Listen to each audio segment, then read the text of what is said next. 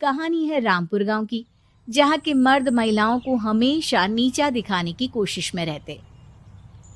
अरे अभी तक खाना नहीं आया, क्या मुझे एक और शादी करने की जरूरत है? नहीं जी नहीं, ऐसा मत करना, वरना मैं कहाँ जाऊंगी। खाना लेकर मैं अभी आई जी। गांव की पंचायत में भी फैसले हमेशा औरतों के खिलाफ ही रहते। मैं जो फैसला सुनाता हूँ वो भगवान की आज्ञा होती है। इस लड़के ने अपने मन से शादी करके अच्छा नहीं किया। लड़के को घर भेज दो और इसकी शादी इसकी जाति की किसी लड़के से करवा दो, लेकिन ये लड़की, इसे तो गांव के बाहर निकाल दो। नहीं नहीं जमींदार साहब, ये क्या बोल रहे हैं? ऐसा नहीं हो सकता। मेरी बेटी मासूम है, इसे अच्छे बुरे की समझ नहीं है। अरे कहाँ जाएगी ये बेचारी? कहाँ जाएगी? इतनी चिंता है तो पूरे परिवार का गांव निकाला कर देते हैं। बेचारे पूरे बसे बसाए परिवार को गांव छोड़ना पड़ता है। चाहे जो हो, अगर बेटियों को कंट्रोल नहीं कर सकते तो गांव में रहने का कोई मतलब नहीं है। यहाँ औरतों को दब कर रहना होगा। कोई भी अपने हिसाब से कुछ नहीं कर सकता, सब ईश्वर की मर्जी से ही होगा। तभी गांव का एक आदमी दौड़ा दौड़ा आता है। सरपंच साहब, जमींदार साहब, वो कालिया है ना, उसकी बेटी पढ़ने के लिए शहर जा रही है। अच्छा, ये कब हो गया? और कालिया की हिम्मत कैसे हो गई ऐसा करने की? लेकर आओ उसे और उसकी बेटी को। बस फिर क्या था, हाजिर हो जाते हैं कालिया और उसकी बेटी सरपंच के सामने। अरे कालिया, ये क्या सुनने में आ रहा है? बेटी को इंजीनियर बना रहा है तू? और ये बता, गांव में तो स्कूल नहीं है, फिर कहां से इतनी क्लास पास कर गई तेरी बेटी? राधा, जो कि कालिया की बेटी है, उसे लगता है कि सरपंच उसकी तारीफ कर रहे हैं। सरपंच जी, मैंने ऑनलाइन पढ़ाई की है, डिस्टेंस लर्निंग से। सभी में मैंने अच्छे नंबर पाए हैं, जिसे देखते हुए शहर की इंजीनियरिंग कॉलेज में मुझे स्कॉलरशिप मिली है। वाह जी वाह, क्या होती है ये? पहले तो ये बताओ, फिर आगे की बात करते हैं।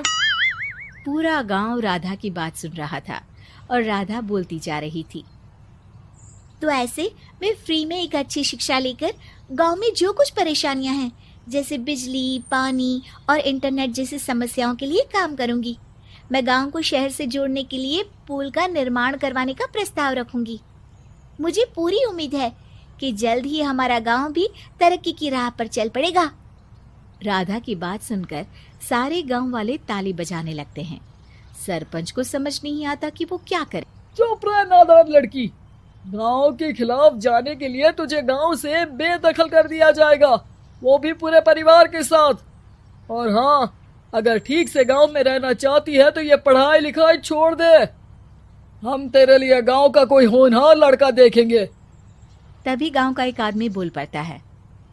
अरे नहीं नहीं सरपंच जी, राधा बिटिया जो बता रही है, अगर वैसा हो जाए तो हम लोगों को पैसा कमाने के लिए बाहर नहीं जाना पड़ेगा। हाँ जी, और ना ही कोसों दूर पानी के लिए भटकना पड़ेगा। हमारे बच्चे भी अच्छी पढ़ाई कर सकेंगे और आगे बढ़ेंगे, ना कि हमारी तरह खेती करते बैठेंगे। क्यों गांव वालों, राधा बिटिया का साथ देना चाहिए ना। सरपंच देखता है कि गांव राधा के साथ है तो वो चुप हो जाता है। वो घर आकर अपने सलाहकार से बात करता है, जो बहुत ही चालाक किस्म का इंसान होता है। अरे सरपंच साहब, आपको बहुत ही होशियारी से काम लेना पड़ेगा। एक बार गांव तरक्की कर गया, यहाँ के बालक पढ़ लिए तो कोई ना पूछेगा आपको। और फिर ये जो बेटा और बेटी है ना आपके, इनको भी आम लोगों की तरह ही जीवन जीना होगा। हाँ, लेकिन करे तो क्या करे? वो ना आप मुझ पर छोड़ दीजिए, बस मैं जैसा बोलूं करते जाइए। अगले रोज सुबह जब गांव वाले सोकर उठते हैं तो राधा के घर के बाहर और साथ ही वो लोग जिन्होंने राधा का सपोर्ट किया था, उनके घर के आगे लाल रंग से कल आऊंगी लिखा होता है। कल आऊंगी, यह क्या होता है? अरे यह तो खून से लिखा है, लगता है कोई भूत प्रेत या चुड़ैल का साया है। चलो सरपंच जी के पास चलते हैं। सभी सरपंच के पास जाकर उसे सारी बात बताते हैं। अरे ये तो बड़ी मुश्किल की बात है। चलो मैं एक बाबा को जानता हूँ, उन्हें बुला लेता हूँ। सरपंच बाबा को लेकर गांव के घर के बाहर जाता है। ओहो, तो ये वो चुड़ैल है जो उन लोगों को निशाना बनाते हैं जो गांव को बदलने का सपना देखते हैं। वो गांव को ऐसे ही संपन्न देखना चाहती है। वो नहीं चाहती कि कोई बाहरी यहाँ का कायाकल्प करे। क्या तुम लोगों में से किसी ने गांव को बदलने की सोच रखी है? तभी राधा की माँ रोते रोते आती है। मेरी राधा घर से गायब हो गई है। अरे कोई तो बचाओ, मेरी बच्ची कहाँ गई?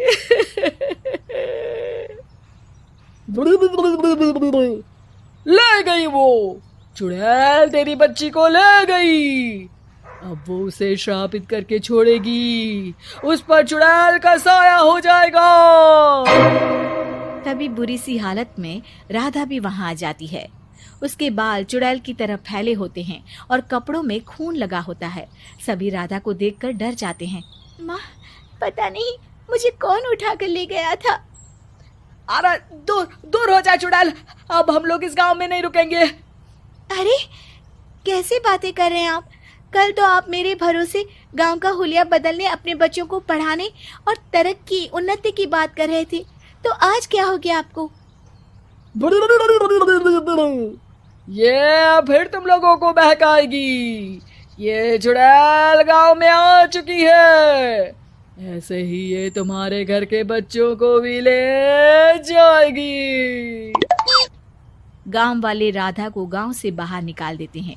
उसके माँ बाप रोते रहते हैं, लेकिन गांव वाले नहीं मानते। मैं भी अपनी बहन के साथ गांव के बाहर रहूंगा, लेकिन वो पढ़ाई नहीं छोड़ेगी। वहीं सरपंच के घर पर सलाहकार कहता है। देखा, सांप भी मर गया और लाठी भी नहीं टूटी। लेकिन अगले ही दिन सरपंच के घर के बाहर भी वही शब्द लिखे होते हैं। और फिर सरपंच की बीवी कहती है, हमारी बेटी को किसी ने अगवा कर लिया है। तभी राधा का भाई वहां आ जाता है। अरे गांव वालों, मैंने सरपंच जी की बेटी को देखा था। वो चुड़ैल उसे उठाकर ले जा रही थी। अरे क्या मजाक कर रहे हो? नहीं नहीं सरपंच जी, आप नहीं जानते। वो चुड़ैल अब आपकी बेटी में आ जाएगी, जैसे राधा के अंदर आ गई थी। तभी सरपंच की बेटी वैसी ही हालत में वहां आती है जैसे राधा आई थी। पापा, पता नहीं कैसे मैं गायब हो गई थी। चुड़ैल, इसके अंदर भी चुड़ैल का साया है, मारो इसे। अरे नहीं नहीं, इसे भी राधा के पास गांव के बाहर ही भेज दो। अरे चुप रहो, मेरी बेटी कहीं नहीं जाएगी और चुड़ैल बुड़ैल कुछ नहीं होता है। अरे कैसे बात कर रहे हो सरपंच जी? आप तो बोल रहे थे कि आपका फैसला भगवान का ज्ञान होता है, तो अपने पर बात आई तो अब आप ऐसे बोल रहे हैं। अरे ना ना ना, आपको अपनी बेटी को त्यागना ही होगा। अरे बुलाओ बाबा को।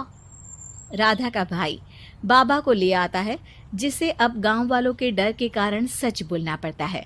मैं कोई बाबा नहीं हूँ, मैं तो मोची था। ये सलाहकार महोदय ने मुझे कहा था एक्टिंग करने को। अब वो मुझे पैसे देने वाले हैं। अब मुझे माफ कर दो। गलती हो गई, मुझे माफ कर दो। तभी वहां राधा आ जाती है।